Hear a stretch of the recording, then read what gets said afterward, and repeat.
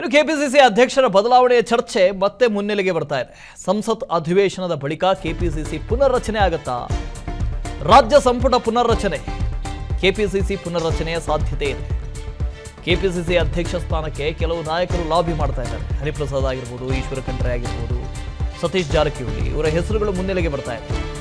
DK ಸುರೇಶ್ಗೆ ಪಟ್ಟ ಕಟ್ಟುವುದಕ್ಕೆ DK Shivakumar ತೆರೆಮರೆಯಲ್ಲಿ ಪ್ರಯತ್ನ ಪಡ್ತಾ ಇದ್ದಾರಾ? ವರಿಷ್ಠರ ಬಳಿ ಡಿಕೆ ಶಿವಕುಮಾರ್, ಡಿಕೆ ಸುರೇಶ್ ಪ್ರಯತ್ನ ಮಾಡ್ತಾ ಇದ್ದಾರಂತೆ. ಡಿಕೆ ಸುರೇಶ್ಗೆ ಪಟ್ಟ ಕಟ್ಟುವುದಕ್ಕೆ ಹೈಕಮಾಂಡ್ ಒಪ್ತಾ ಇಲ್ಲ ಅನ್ನೋ ಮಾತು. ಒಂದು ಕಡೆಯಿಂದ ಲೋಕಸಭೆ ಚುನಾವಣೆಯಲ್ಲಿ ಸೋತಿದ್ದಾರೆ, ಜೊತೆಗೆ ಡಿಕೆ ಶಿವಕುಮಾರ್ ಅವರ ಪ್ರಭಾವವನ್ನು ಕಡಿಮೆ ಮಾಡಬೇಕು ಅಂತ ಸಾಕಷ್ಟು ಜನ ಪ್ರಯತ್ನ ಪಡ್ತಾ ಇದ್ದಾರೆ.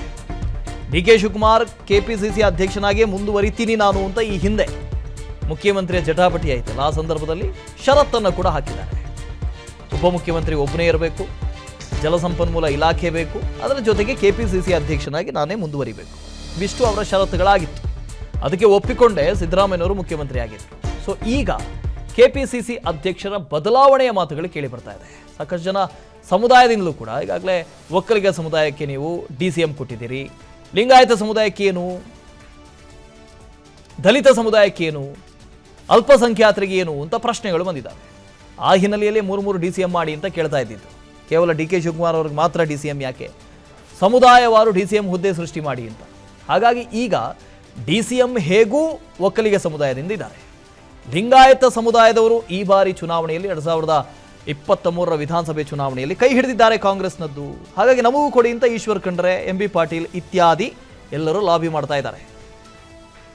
ಹನುಮಂತು ಇನ್ನಷ್ಟು ಡೀಟೇಲ್ಸ್ ಅನ್ನು ಕೊಡ್ತಾರೆ ಇದ್ರ ಬಗ್ಗೆ. ಹನುಮಂತ, ಒಂದು ಕಡೆಯಿಂದ ಸಚಿವ ಸಂಪುಟ ಪುನರ್ರಚನೆ, ಇನ್ನೊಂದು ಕಡೆಯಿಂದ ಕೆಪಿಸಿಸಿ ಅಧ್ಯಕ್ಷಗಿರಿಯನ್ನೂ ಬದಲಾವಣೆ ಮಾಡಬೇಕು ಅಂತ ಆ ಚರ್ಚೆನೂ ಇದೆ. ಸೊ ಹೈಕಮಾಂಡ್ ಭೇಟಿ ಕೊಟ್ಟಾಗ ಈ ಬಗ್ಗೆ ಚರ್ಚೆ ಆಗಬಹುದಾ, ಅಥವಾ ಸಚಿವರುಗಳ ಶಾಸಕರುಗಳ ಅಭಿಪ್ರಾಯವನ್ನು ಪಡೆದುಕೊಳ್ಳಬಹುದಾ, ಹೇಗೆ ಅಂತ?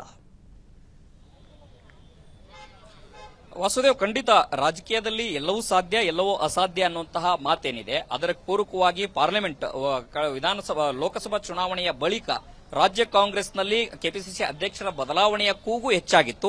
ಅದಾದ ನಂತರದಲ್ಲಿ ಹೈಕಮಾಂಡ್ ಒಂದು ಕೂಡ ವಾರ್ನ್ ಕೊಟ್ಟಿತ್ತು, ಯಾರೂ ಕೂಡ ಬಹಿರಂಗವಾಗಿ ಮಾತನಾಡಬಾರದು ಅನ್ನುವಂಥದ್ದು. ಆದರೆ ಆಂತರಿಕವಾಗಿ ಕೆಪಿಸಿಸಿ ಅಧ್ಯಕ್ಷರ ಬದಲಾವಣೆ ವಿಚಾರ ಏನಿದೆ ಅದು ಸಾಕಷ್ಟು ಒಂದಷ್ಟು ತೀವ್ರವಾದಂತಹ ಚರ್ಚೆಗೂ ಕೂಡ ಆಯಿತು. ಇದು ಹೈಕಮಾಂಡ್ ಮಟ್ಟದಲ್ಲೂ ಕೂಡ ಈ ಒಂದು ಚರ್ಚೆ ಇದೆ. ಒಂದು ಸಹಜವಾಗಿಯೇ ಕೆಪಿಸಿಸಿ ಅಧ್ಯಕ್ಷರ ಬದಲಾವಣೆ ಆಗಬೇಕು ಅನ್ನುವಂಥ ಚಿಂತನೆ ಕೂಡ ಹೈಕಮಾಂಡ್ ಮಾಡ್ತಾ ಇರುವಂತದ್ದು.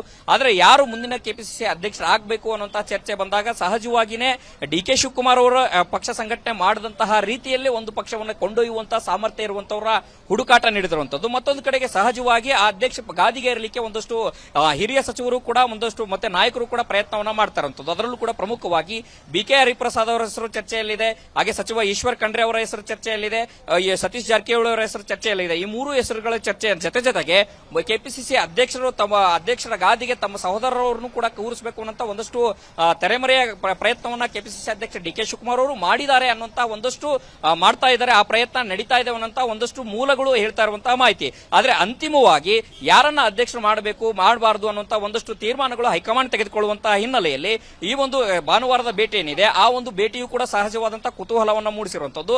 ಮತ್ತೆ ಅಂತಿಮವಾಗಿ ಹೈಕಮಾಂಡ್ ಹೇಳಿದಂತೆ ರಾಜ್ಯ ನಾಯಕರು ಕೇಳಬೇಕಾದಂತಹ ಅನಿವಾರ್ಯತೆ ಪ್ರಸ್ತುತವಾಗಿರುವಂತಹ ಹಿನ್ನೆಲೆಯಲ್ಲಿ ಸಹಜವಾಗಿ ಈ ಬದಲಾವಣೆಯ ಕೂಗು ಕೇಳಿ ಬರ್ತಾ ಇರುವಂತದ್ದು. ಮತ್ತೆ ಕೇವಲ ಕೆಪಿಸಿಸಿ ಪುನರ್ರಚನೆ ಎಲ್ಲವೂ ಅಂದುಕೊಂಡಂತೆ ಆದರೆ ಪಾರ್ಲಿಮೆಂಟ್ ಸೆಷನ್ ಆದ ನಂತರದಲ್ಲಿ ಕೆಪಿಸಿಸಿಯ ಪುನರ್ರಚನೆ ಮತ್ತೆ ಸಚಿವ ಸಂಪುಟದಲ್ಲೂ ಕೂಡ ಒಂದಷ್ಟು ಬದಲಾವಣೆಗಳು ಆಗುವಂತಹ ಎಲ್ಲಾ ಸಾಧ್ಯತೆಗಳಿದಾವೆ.